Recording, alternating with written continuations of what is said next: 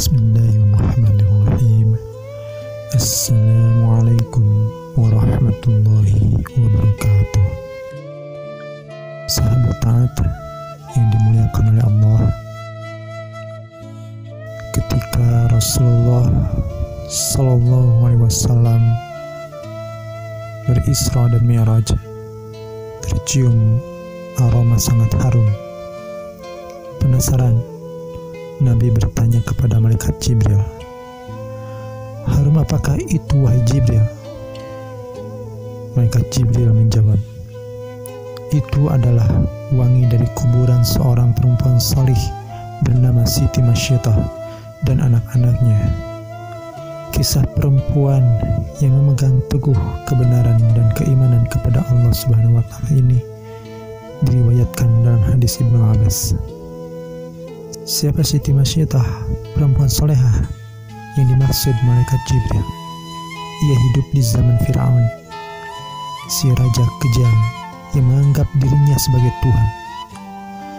Di sekitar Fir'aun ternyata ada beberapa orang dekat yang diam-diam beriman kepada Allah dan Nabi Musa alaihissalam.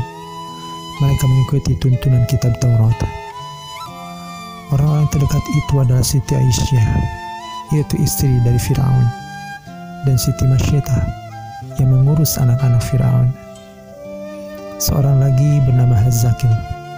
Dia adalah pembuat peti, tempat Musa balita ditaruh untuk kemudian dihanyutkan di sungai. Di istana, Hazakil menjadi orang kepercayaan Fir'aun. Ia menikah dengan Siti Masyiatah. Suatu hari terjadi perdebatan sengit antar Fir'aun dengan Hazakil. Fir'aun menjatuhkan hukuman mati kepada ahli sihir yang menyatakan beriman kepada Nabi Musa. Keputusan tersebut ditentang keras oleh Hazakil. Sikap tersebut membuat Fir'aun curiga. Jangan-jangan Hazakil selama ini beriman pula kepada Nabi Musa. Atas sikap Hazakil itu, Fir'aun mengganjarnya dengan hukuman mati. Hal itu tidak membuat Hazakil takut. Ia tetap yakin Tuhan yang diimaninya tidak ada yang lain kecuali Allah. Suami Siti Masyiatah ini ditemukan meninggal dengan kondisi mengenaskan. Tangannya terikat di pohon kurma. Tubuhnya penuh dengan tusukan anak panah. Masyiatah sangat bersedih melihat kondisi suaminya. Namun ia bersabar dan berserah diri kepada Allah. Ia berkeluh kesah ke istri Fir'aun, Siti Aisyah. Aisyah pun memberikan nasihat agar Masyiatah dan anak-anaknya bersabar.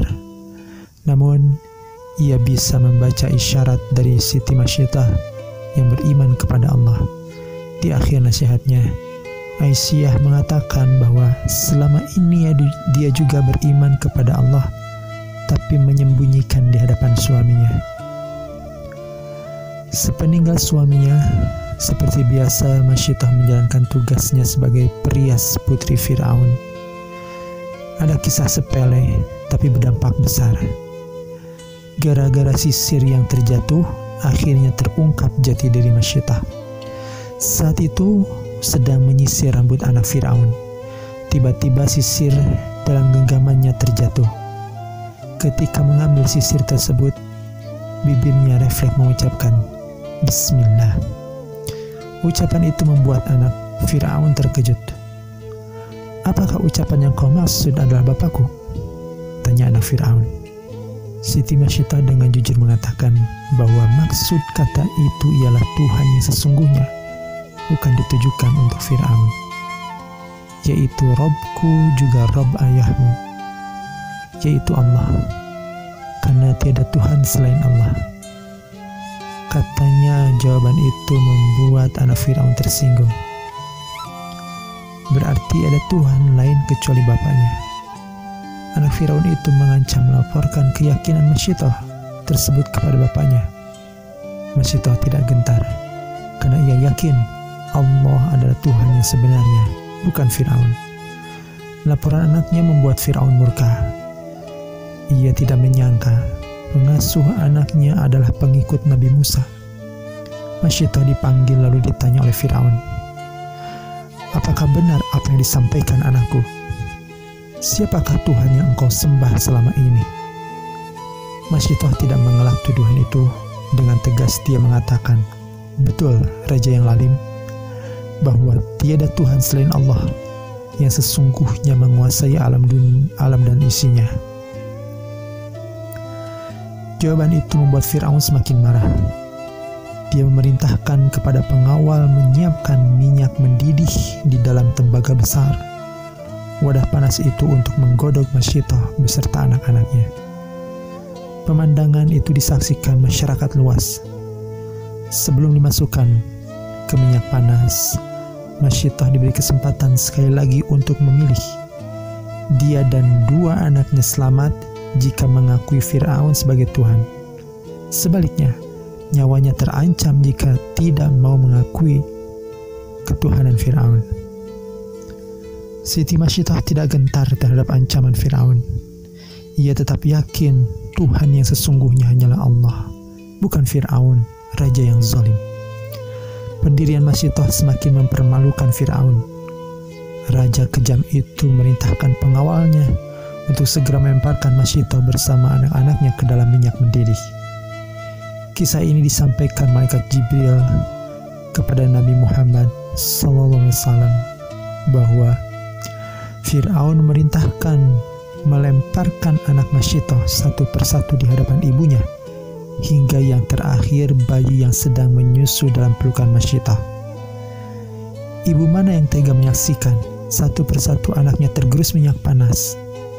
Ketika giliran bayi terakhir akan dimasukkan tembaga panas, Masyidah sempat ragu. Kekuasaan Allah menciptakan bayi itu tiba-tiba bisa berbicara. Jangan takut dan sangsi wahai ibuku, karena kematian kita akan mendapat ganjaran dari Allah Subhanahu wa Ta'ala, dan pintu surga akan terbuka menanti kedatangan kita. Di riwayat yang lain, bayi Masyidah meyakinkan ibunya, sabarlah wahai ibuku, sesungguhnya kita dalam pihak yang benar. Wahai ibu, masukkanlah, karena sesungguhnya siksa dunia lebih ringan daripada siksa akhirat. Kekuatan anaknya membuat keraguan Masyidah hilang. Dengan yakin dan ikhlas kepada Allah, Masyidah membaca, Bismillahi tawakkaltu 'alallah wallahu akbar.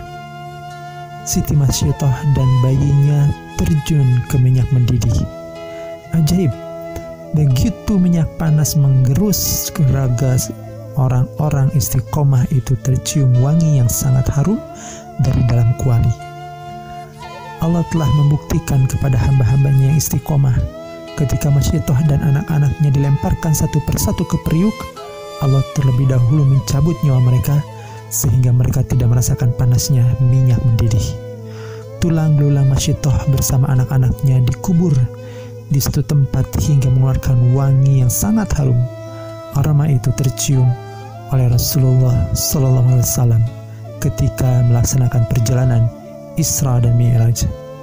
Itulah kuburan Masyidah bersama anak-anaknya, kata malaikat Jibril. Sahabat taat yang dimuliakan oleh Allah, sungguh kisah yang menakjubkan ini harus membuat kita semakin yakin dan teguh di atas keimanan kita kepada Allah. Yakin Allah lah penolong kita satu-satunya. Tidak ada keburukan yang Allah berikan kepada kita. Justru apa yang Allah berikan pada kita itulah yang terbaik untuk diri kita. Wallahu a'lam bishawab. Disadur di republika.co.id. Assalamualaikum warahmatullahi wabarakatuh.